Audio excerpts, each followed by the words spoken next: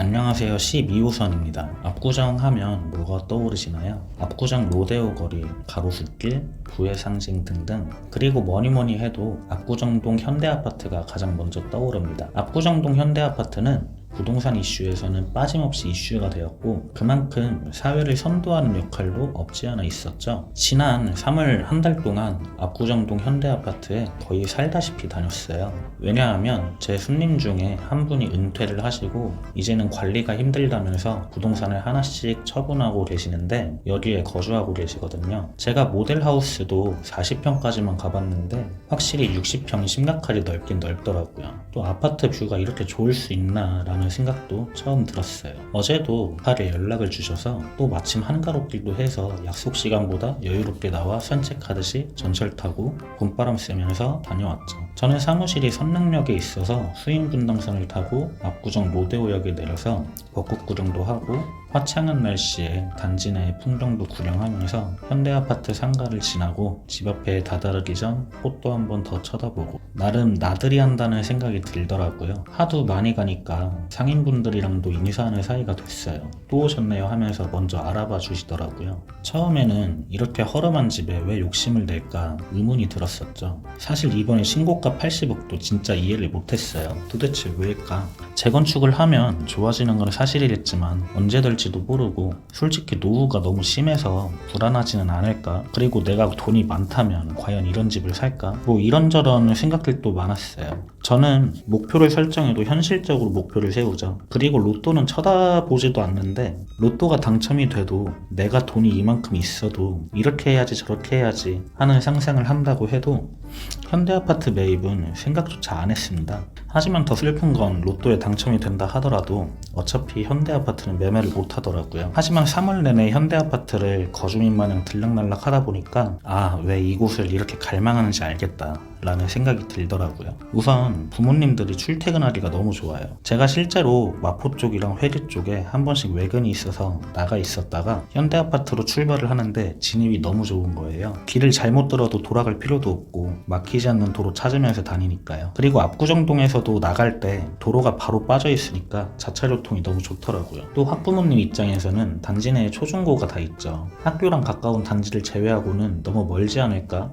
라는 생각이 들었는데 단지에 사이길들이 다 있어서 등하교도 아주 좋다고 하시더라고요. 솔직히 제가 압구정학교를 한 번씩 걸어서 가보진 않아가지고 이건 들은 이야기입니다. 마지막으로 우리나라에서 아파트로만 이루어져 있는 유일한 동네잖아요. 이렇다 보니까 동네에서 산책, 쇼핑 등 많은 생활을 단지 안에서만 할 수 있다는 것이 또 다른 메리트더라고요. 압구정동 현대아파트에서도 가장 입지가 좋다라는 3구역은 강남 테헤란로에 따라서 노년로와 엄주로라는 세로축 도로를 끼고 있고 상황에 따라서 동호대교와 성수대교를 이용할 수 있습니다. 그래서 성동, 강북, 강남, 강동, 동작, 영등포, 용산, 종로 등 서울의 주요 도심부와 접근성이 상당히 뛰어나죠. 그리고 유행의 시작이라고 불리는 압구정에는 가로수길, 압구정 로데오 거리, 카페골목, 청담동 거리 등 누구나 다 알 법한 유명 거리와 관광지, 그리고 부수적으로 현대백화점과 갤러리아 백화점 등 인프라 이용이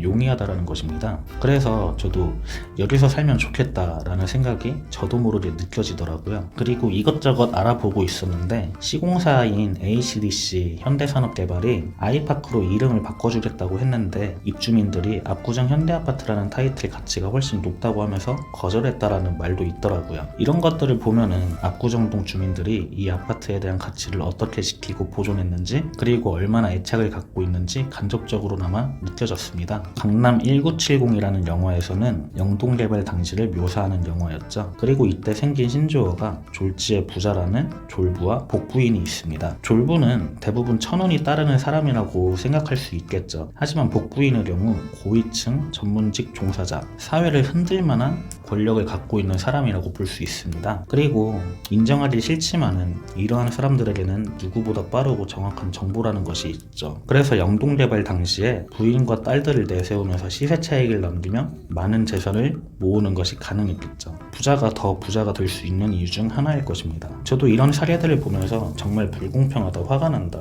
이렇게 생각을 했지만 솔직한 마음으로는 부럽더라고요. 그리고 만약 저에게 이런 권력과 정보가 있다라고 한다면 솔직히 저는 더 심하면 심했지 덜하진 않겠다라는 생각을 하고는 합니다. 그래서 압구정 3구역이 이번에 신고가를 달성한 것에는 다 이유가 있다고 생각을 합니다. 제가 만나본 부자라고 말할 수 있는 손님들은 손실 있는 곳에 절대로 투자를 하지 않습니다. 이거는 좀 손실을 볼 것 같은데 라는 생각이 드는 투자처에도 다 이유가 있고 결과적으로는 큰 이익을 거두더라고요. 사고 회로 자체가 다른 것입니다. 그리고 또한 누구보다 빠르고 정확한 정보력이 있습니다.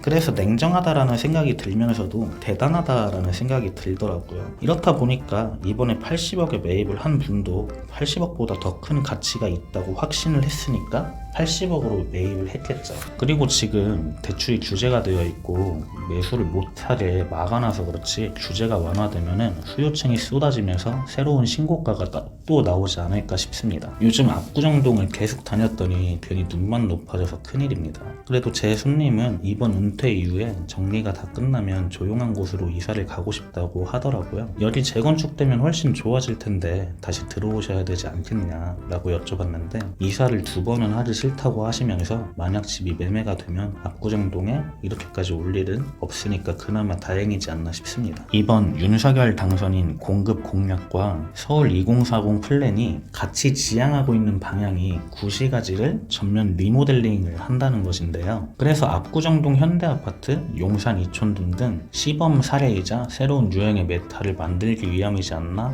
하는 조심스러운 예상도 해봅니다. 작은 부지의 개발 시행 정도는 어느 정도 기초 지식이 있지만 대단지 신도시급으로 개발하는 건 절차 정도만 간략하게 알고 있기 때문에 언제쯤 어떻게 될 것이다 라고 말을 함부로 못하겠어요. 하지만 한 가지 확실한 건 압구정동 현대아파트라는 브랜드 가치 그리고 대한민국 대장아파트라는 타이틀은 영원하지 않을까 합니다. 이번 영상은 이것으로 마치겠습니다. 감사합니다.